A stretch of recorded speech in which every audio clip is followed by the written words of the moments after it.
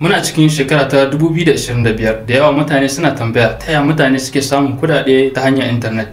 Kahin nan ku muna subscribe kuma ku danna mana ƙararrawa saboda mutane da yawa sun haukace kan Facebook da TikTok da sauransu da sauran shafuka na sada zumunta kamar su YouTube.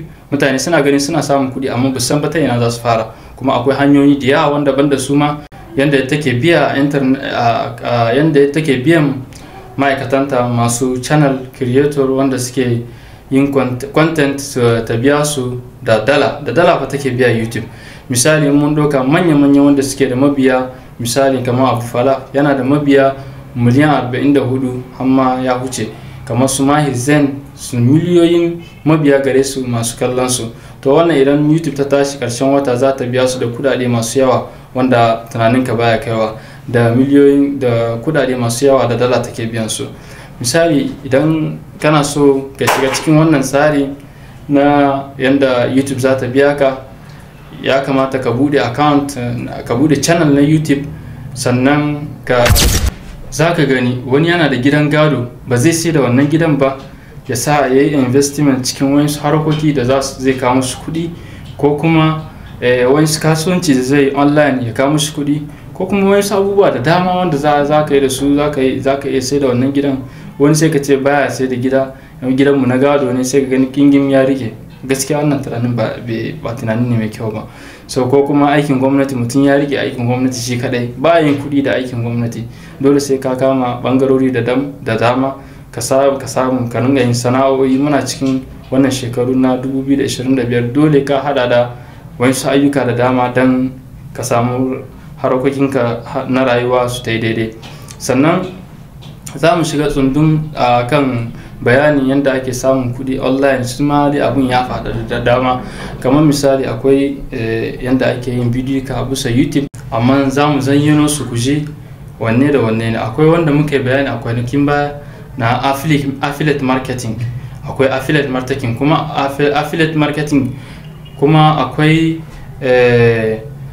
business online wanda zaka tallata hajanka akan online, sannan mutane su gani su yaba har su isko ka su sai kayanka yanda yanayin quality kayanka yake.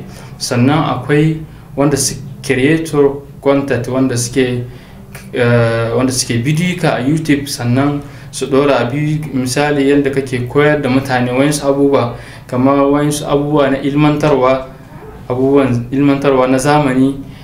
Misali kana koyar da mutane abubuwa na amfana da za su amfana su. Idan mutum yana so ya san menene wani abu da yake so ya gane menene, ya shiga cikin YouTube ya duba yadda ake koyar da shi, ya sani ya koya ta wannan hanyar naka na bidiyon naka da ka watsa. Shine YouTube a ƙarshen wata za ta ɗauki kuɗi kamar ma'aikatanta ne, amma YouTube da dala take biya fa. Yauwa da dala take biya. Kamar misali akwai manyan mutane da suke da mabiya wanda YouTube tana biyan su kudade. Wannan kudaden da zaka an nuna muku su, za mu sa cikin bidiyo mu nuna muku wanda tunaninka ba zai ɗauka ka. Kudaden masu yawa ne. Misali akwai wani Abu Falah da ake ce mishi, shi ma yana da mabiya wajen miliyan 44 akan YouTube. Su Mahir Zain, wannan mutane da kake gani suna da mabiya miliyoyi akan YouTube. Sannan a ƙarshen wata YouTube kudin da za ta ɗauka ta biya su wanda hankalinka ba zai ɗauka ba. Wa misali akwai mutane da yawa wanda ba su da ayyuka, suna zamne amma suna jira ko gwamnati ta ɗauke su aiki sannan su samu, amma ba sa yin komi. To wannan na ba su shawara, kafin gwamnatin ta ɗauke ka aiki ka fara irin wannan bidiyo ka ko bisa shahi na sada zumunta ka sai kayan aiki, sannan ka fara yi. Kafin nan Allah sa bidiyon naka yayi trending da YouTube a ƙarshen wata za ta ringa ɗaukan kudade masu yawa tana biyan ka. Amma kafin nan ka zamanto cewa ka bude account na YouTube, ka bude channel akan YouTube, sannan ka bude email, ka bude channel akan YouTube. Kuma akwai sharuɗa da YouTube take so ka cika sahin nan ta fara biyan ka. Menene sharuɗan nan? Ya zamanto kana da mabiya miliyan 1 a shafinka, mabiya 1000 nake son cewa 1000, sannan ya zamanto an kalli bidiyon ka awa 4000 a cikin shekara, cikin kwana 365 ya zamanto an kalli bidiyon ka awa 4000 akalla. Sannan YouTube zaka meka cewa kana son ka shiga cikin da tsarin da za ta fara biyan ka, sannan su karɓe ka su yi accepting ɗinka ta fara biyan ka a ƙarshen wata. Ina ba da shawara yawan duwanci wanda suke son su samu kudade online, akwai hanyoyi da dama. In kana son ka samu bidikan namu za mu ringa bayani ɗaya bayan ɗaya kamar yanzu yadda muka yi na YouTube ɗin nan, sannan za mu yi na TikTok, za mu yi na sauran abubuwa da dama. Za mu kai subscribe akan wannan YouTube ɗinmu, ka yi subscribe ka danna ƙararrawa don samun sababbin bidika da za su zo. Dole kuma idan kana son ka yi aiki da shafukan samun zumunta wajen neman kuɗi sai ka yi takatsantsan sosai, saboda akwai 'yan damfara sosai. Misali kamar mutanen da suke tallata kayansu akan online don su samu su sayar su tura wa mutane. Akwai 'yan damfara da suke za su damfare ka. Dole mutum sai ya yi takatsantsan da wannan, ya yi hankali da su.